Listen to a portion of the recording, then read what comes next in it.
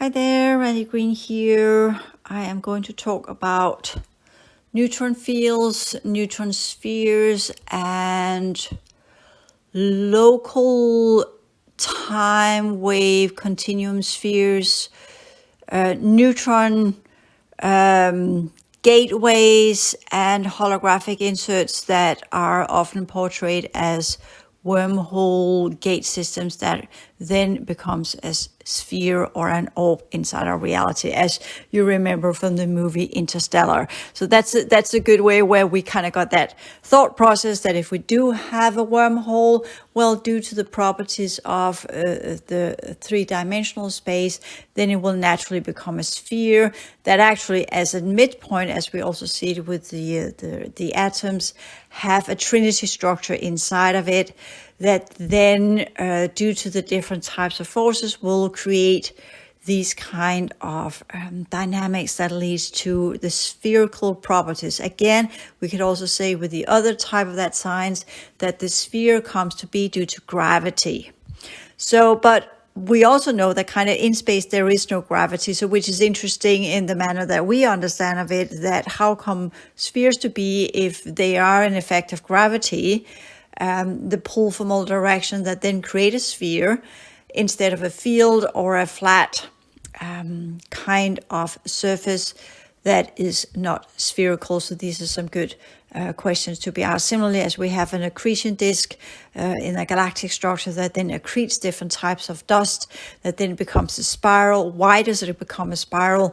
Why does it become spheres? Why do we have these different type of kinetic processes as we find it in the sun? Why is there plasma? Why is there gaseous elements and onward and so forth? Why the solidified crystalline type of energies that then composes together and become what we understand as solids or rocks? To a degree our own body. So these are some of the interesting questions. The reason why I want to put up with this neutron or put out this neutron sphere, again, I have put another podcast on the movie Terminator Dark Fate, and there we have the, some call it time displacement device. I'm not sure that's the right terminology for it. But if we go with, I will go another way around it. First and foremost, I will say that quite a lot of the work. When did I first see a neutron sphere? First question to be answered. I was walking years ago towards the airbase where I put a podcast or video today as well, going there for my daily walk. That's years ago where I lived somewhere else on the other side of the airbase actually, because I'm just moving a little bit around this area, not moving much. Lived there for 20 years. So where I am now, that's actually somewhere I got here in 2020 because it became completely impossible for me to remain in that apartment that I was renting before. But I was walking towards the airbase, and the airbase, as you know, has been made into kind of a public area, and there are the old hangars. And the interesting thought about part of that airbase is that I actually used to clean there when I was young. It was a summer holiday job. Perhaps I've been 17 or something. And that was when the airbase was still in operation. So I had the fortune of actually coming into one of the hangars, saw the big F-16 airplanes and different types of machinery. Not that I'm all this kind of, oh yeah, cool, I'm all into military equipment, not at all. But it's still, there is this weird fascination of huge airplanes. I have this weird fascination of huge airplanes because it's this kind of weird thing. How can they even be in the sky? I know science tells you, you can look it up. They've got all sorts of fancy explanations. Similarly as why does the bumblebee fly? It shouldn't be able to do that, right? So these are when I really go in and ask the weirdest questions, then I sometimes get the weirdest answers. Anyways, so I was walking towards the airbase years ago, and then they were bringing in and via trucks an old F-16, an older version. Perhaps it was not an F-16. It could have been something older. Don't pressure me too hard on that one, because I'm not a aircraft nerd, so I wouldn't know really, would I? But that's what I thought it was, in lack of better understanding. And of course I could have looked it up, and I should look it more up, and all of these kind of things. But this is not, since it's not where I want to go, and I don't want to be some kind of complete aircraft nerd. But I do remember when I was a kid, I used to play with boys, right? And we were playing this card game where you would have these different trucks on it, different cars. I don't know what you call it out there in the other parts of the world, but here in Denmark, you would have these cards where you would then trump each other with this that had the largest machine, the most horsepowers, and on all of these kind of things. Learning all weird of expressions that I didn't understand much of, because might play with boys. I might be a little bit boyish myself, but I am definitely of the older institutional understandings of a female. So in that way, it's was interesting, but it was not really of my interest. But still, a fascination of machines and cars. I can feel that. I can go into that and understand what that's about. Absolutely. Anyway, so the whole idea of horse powers, including a natural horse, is also fascinating, because there's so many muscles there. Okay, going back to the airplane. And I was walking, and then I saw these trucks, 2 trucks coming, because they had separated the plane in 2. And then I saw the looking into it as a 5th dimensional aspect of it. And I saw that actually was driving, what was in that aircraft was one of these spheres. And I put a picture here in from the movie Terminator that uses this local output neutron sphere, because it is a neutron sphere. And I've tried to look up on the internet neutron sphere, and they come up with a bonus sphere. That's not what it is. It's not used to measure things. It is a natural occurrence. It's not a time displacement.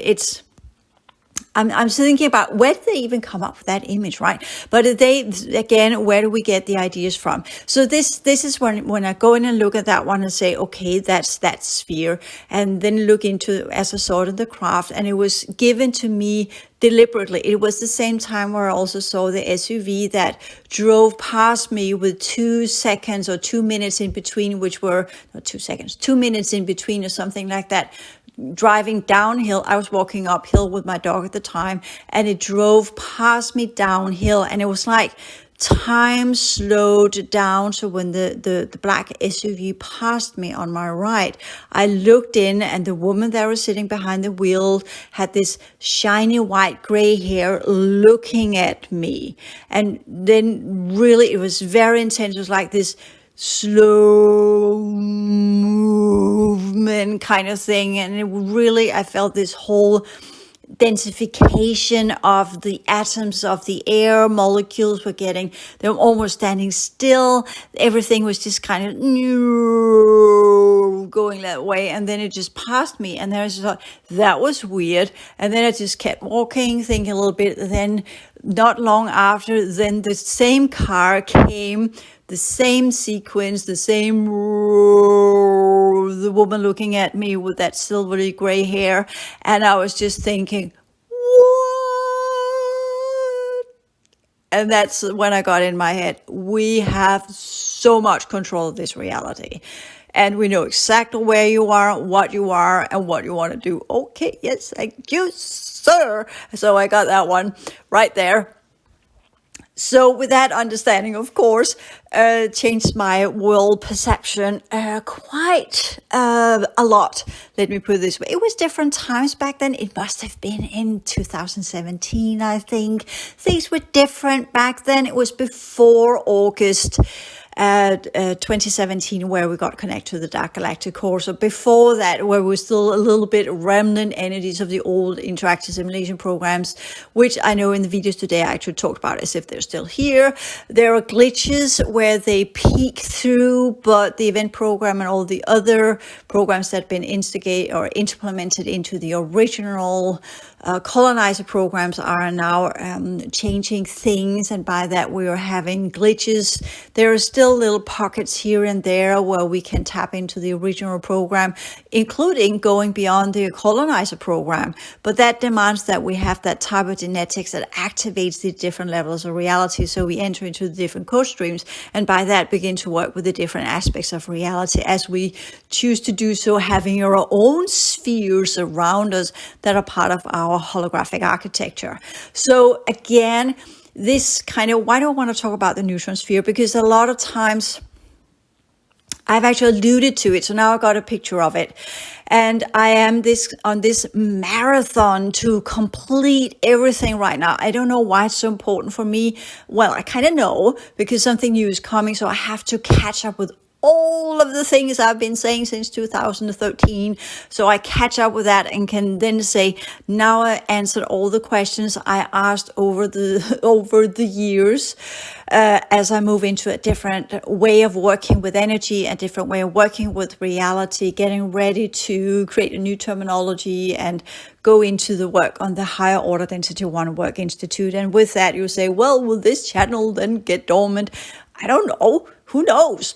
At least you can go to the higher order density 1 work institute and say, yeah, that's most psychodynamic processes. Not so interested in that. I get it. It's more interested in me having the power sciences here, and you've been yearning for these for so long. Come on, Randy, give us the 5th cycle sciences. Yeah, well, they're not really here yet. They will be here in 2025. So we have to kind of spend time. So I might as well work a little bit with some of the other aspects of who and what I am, and that's my past lives and my understanding of past lives, cause and effect, and all of these kind of things. That's also part of what we call the terrestrial domains or the outer domains, or this last portion of our long journey from the most subtle levels of who and what we are to the most gross or gross.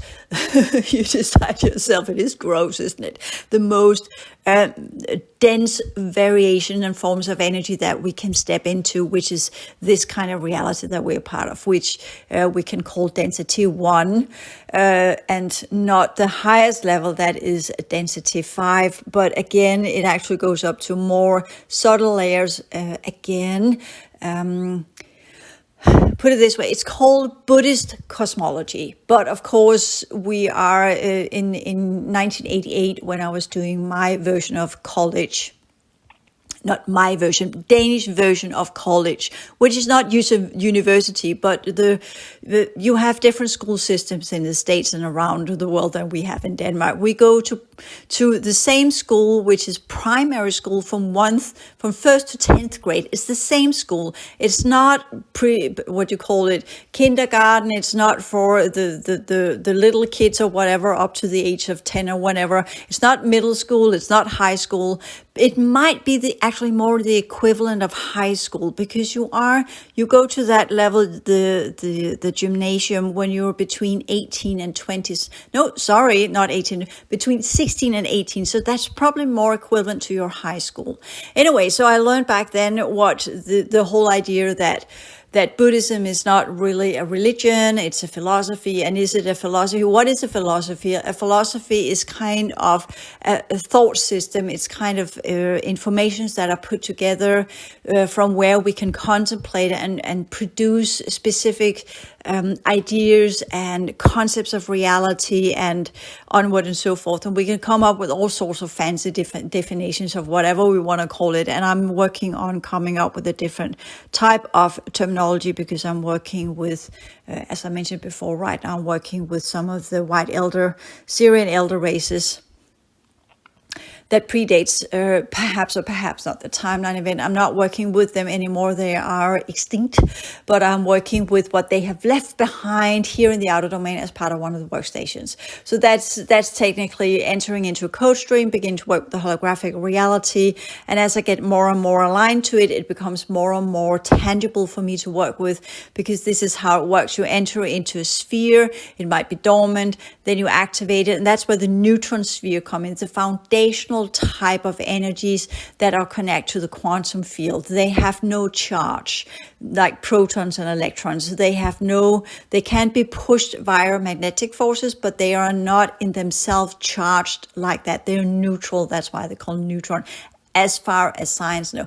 What they don't know is that within the neutron, there is actually a core, and that core is fueled by quantum dynamics and quantum properties, which science doesn't know. So where do I know it from? Because I'm looking at it right now. I'm looking at that neutron that are in the cells, and it has in the center of it, it has the properties that are similar to what we understand as a quantum field. So you have the quantum fields that are untangible, subparticle fields that are divided into different types of fluctuation and different forms of dynamics and forces, if we can call it forces, different types of energies, different types of configuration, different types of aspects. It's difficult to find the right words. How would you describe that? That's why science comes up with mathematical language. Of course, they're also trying to explain it, but this is most of the ones, including Einstein and many others, we're seeing this in our head, similar to Stephen Hawking. He saw it in his head.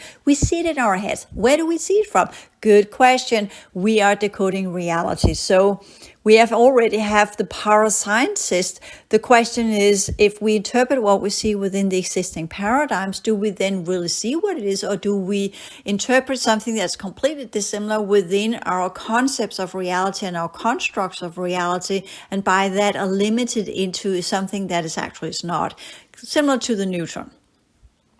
So we have learned it has no charge. And by that, we kind of give it this weird emplacement into the electromagnetic ideas and how that has come to be with the different types of fields that it can be created. And here we're talking about an electromagnetic field that kind of goes, you have seen it, the ones that are going around the planet, the dipolar field, and that's kind of what we understand as fields. But that's not what I mean with fields.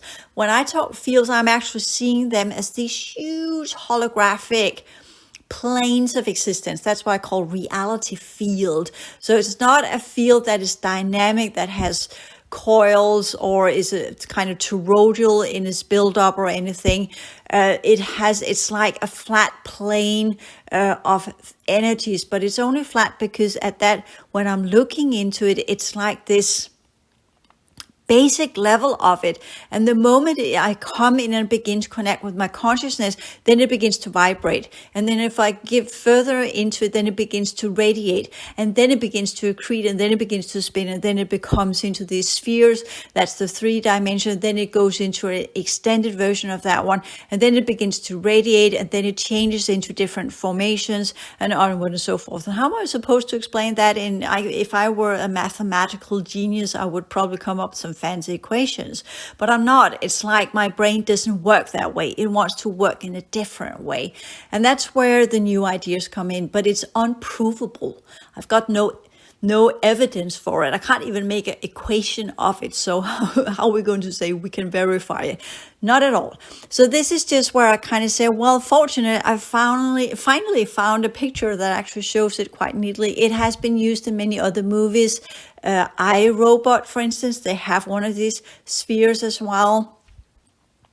And they're used in different aspects. And the reason why I'm taking that one is that we can say there are many different explanations. But whenever I talk about these neutron spheres that are above the cubes, that are tying what we would understand as the 6th realm or the 6th dimension, you decide yourself. But you have the 6th realm that actually is divided into sub dimensions again. So instead of we're talking about density layers or middle domains, that is kind of the humanoid way of describing reality. We can go in and say, okay, let's go with the white elder races and how they describe the realities as spheres within spheres spheres and realms that have different aspects to it that we can call principles that runs and governs different types of forces and energies that are expressed in different forms of variations that goes into igniting and causing different types of reactions within these specific types of realms or reality fields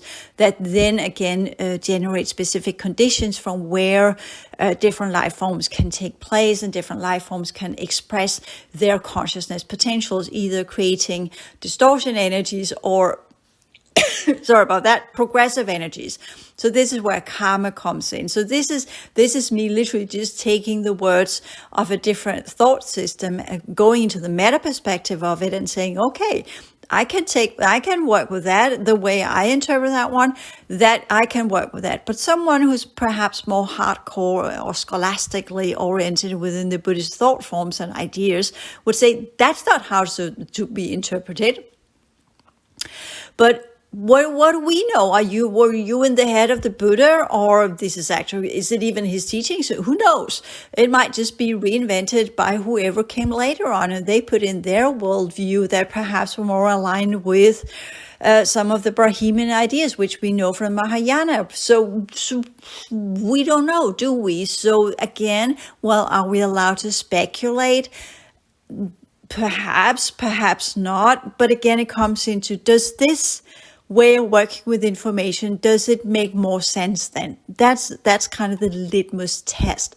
Does it make more sense? Does it give more expanded awareness? Whatever we come up with, does it create more distortion, or does it actually lead to some kind of progression or expansion of your field or your perception level that leads into a broader, more inclusive, kinder, more wise way of experiencing reality? I would say that's the litmus test of the information we're dealing with. That is what it is, but what's the effect of it when you work with this? What will come out in the other end? And sorry for me into the microphone here. Okay, so going back to that kind of neutron sphere, it's not that I can go into the higher sciences of it. I can see it. I can see the code streams. I can see the different symbols that are behind it. I can see how these dynamics, as you put into the holographic field, how you can, when you put in this code into the nodal point in the holographic reality field, which is non-local. So that means you can't really say it has a beginning or an end or whatever. It's non-local. It's this kind of, it only comes to life the moment you focus on it. And the way you can begin to ignite a sphere that then accretes information systems and begins to spin. And when it begins to spin, it begins to radiate. And then the radiation of the code streams, the spinning is the kind of vibrational field. So in that you have that plane of existence. And then you have the symbol you put in the middle, and then it begins to accrete. And after it begins to accrete, then it begins to vibrate. And after it begins to vibrate, it begins to radiate. And there you have actually a plane of existence. So you have the reality field, you have the vibration that defines what kind of density it's in. You have the spin that determines the kind of, what would we say, the progression rate that is possible. You can kind of think as a thruster in the middle. You have a spin up and a spin down, literally like spirals going up, spirals going down. And in the core, you still have the symbol. And once these are called the thrusters technically. And once that is running, well, then you have the radiation that goes into bam, and then it begins to radiate. Similarly, as science are now beginning to discover that the galactic core actually radiates energy because it's literally like jets are coming out. So that is where it really begins to go up in a high vibrational state where these dynamics come in play. And these radiations that are coming from the core, the symbol itself, only comes to be as a kind of code streams from where life can begin to interact with it. So this is kind of, this is how reality fields come into play. Who places the symbol? That's the good question, right? If we go with the Brahims and their ideas, the good old Aryans, right, and their ideas. Well, then it is the seven-folded sound that Brahma puts in the Om, that comes in and puts in that ignition that creates that sphere, that creates that reality field from where other life forms can take place. And then that becomes the creator. But it could also be the cubes, leaving that silence there, because that's one of the functions of the cubes. But the cubes can only do that if they are connected to one of these neutron spheres. So a neutron sphere is technically the first energizing. Whenever I go into the artificial fourth, there are always neutron spheres driving these artificial realities. It's always take out the neutron sphere and the whole artificial holographic reality field collapses. So they are key, but the question is, are they energizing like toroidal sciences from the Orion system, or are they actually access points from other realities from where the artificial fourth are getting their energy? And that's a good question. That's taking me even further into my own understanding of these neutron spheres, saying, okay, perhaps it's actually our gate system. It's a non-local gate system from where other reality field energies can enter into. So it's a kind of a bridge between another type of fourth dimensional reality, parallel reality perhaps, and then that gate becomes the bridge between that and our reality. And then the question is that a Fermi bridge? So that's another good question to be asked.